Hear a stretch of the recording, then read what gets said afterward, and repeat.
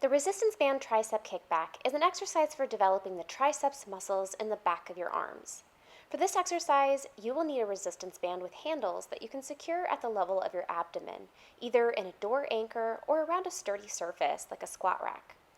First, secure your resistance band at the level of your abdomen, either using a door anchor or around a sturdy surface like a squat rack. Now take your hands above the handles with your thumbs facing up and step back until the resistance band has some starting tension.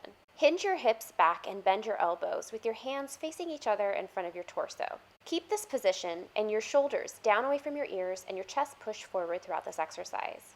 To begin the exercise, extend your elbows to bring the resistance band handles back behind you at the level of your hips, and then bend your elbows to bring your hands back to the starting position. As you extend your elbow, you should feel the triceps muscles engaging in the back of your upper arm. One time back and forward to the starting position is 1 repetition. Continue for the recommended number of repetitions in your training program.